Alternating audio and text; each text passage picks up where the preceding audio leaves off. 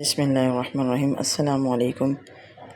جب حضرت ابراہیم علیہ السلام کو اللہ تعالیٰ کا حکم ہوا کہ خانہ کعبہ کی تعمیر کریں تو حضرت ابراہیم علیہ السلام نے اللہ تعالیٰ کے حکم سے خانہ کعبہ کی تعمیر شروع کر دی۔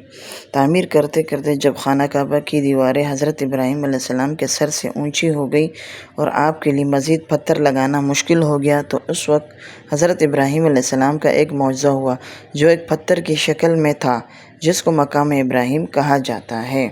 یہ ایک مقدس پتھر ہے جو خانہ کعبہ سے چند گز کی دوری پر رکھا ہوا ہے۔ یہ وہی پتھر ہے کہ جب حضرت ابراہیم علیہ السلام کعبہ کی تعمیر فرما رہے تھے اور جب خانہ کعبہ کی دیواریں سر سے اونچی ہو گئی تو اس پتھر پر کھڑے ہو کر آپ علیہ السلام نے خانہ کعبہ کی دیواروں کو مکمل فرمایا۔ یہ ایک معجزہ تھا۔ یہ پتھر موم کی طرح نرم ہو گیا اور آپ علیہ السلام کے دونوں مقدس قدموں کا اس پتھر پر گہرا نشان پڑ گیا۔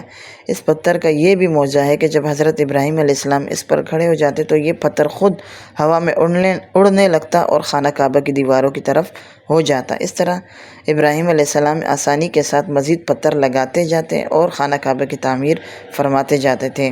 آپ کے قدموں کی مبارک نشان کی بدولت اس پتھر کی فضیلت اور عظمت میں اس طرح چار چاند لگ گئے کہ اللہ تعالیٰ نے اپنی کتاب قرآن مجید میں 2 جگہ اس کی عظمت کا خطبہ ارشاد فرمایا، جس کا ترجمہ ہے کہ یعنی کعبہ مکرمہ میں خدا کی بہت سی روشن اور کھلی ہوئی نشانیاں ہیں اور ان نشانیوں میں سے ایک بڑی نشانی مقام ابراہیم ہے۔ اور دوسری جگہ اس پتھر کی عظمت کا اعلان کرتے ہوئے یہ فرمایا کہ ابراہیم علیہ السلام کھڑے ہونے کی جگہ کو نماز کا مقام بناؤ۔ 4000 برس کے طویل زمانے سے اس بابرکت پتھر پر حضرت ابراہیم علیہ السلام کے مبارک قدموں کے نشان موجود ہیں۔ اس طویل مدت سے یہ پتھر کھلے آسمان کے نیچے زمین پر رکھا ہوا ہے۔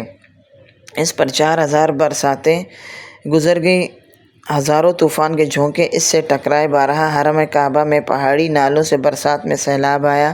یہ مقدس پتھر سیلاب کے تیز دھار میں ڈوب رہا۔ کروڑوں انسانوں نے اس پر ہاتھ پھیرا مگر اس کے باوجود آج تک حضرت ابراہیم علیہ السلام کے جلیل القدر قدموں کے نشان اس پتھر پر باقی ہیں، جو بلا شبہ حضرت ابراہیم علیہ السلام کا ایک بہت ہی بڑا معجزہ ہے۔ اور یقیناً یہ پتھر اللہ کی آیات اور کھلی ہوئی نشانی میں سے ایک بہت بڑا نشان اور اس کی شان کا عظیم الشان نشان ہر مسلمان کے لیے بہت بڑی عبرت کا سماں ہے کہ اللہ تعالیٰ نے تمام مسلمانوں کو حکم دیا کہ تم لوگ میرے مقدس گھر خانہ کعبہ کے طواف کے بعد اس پتھر کے پاس 2 رکعت نماز ادا کرو۔ تم لوگ نماز تو میرے لیے پڑھو اور سجدہ میرا ادا کرو، لیکن مجھے یہ محبوب ہے کہ سجدوں کے وقت تمہاری پیشانیاں اس مقدس پتھر کے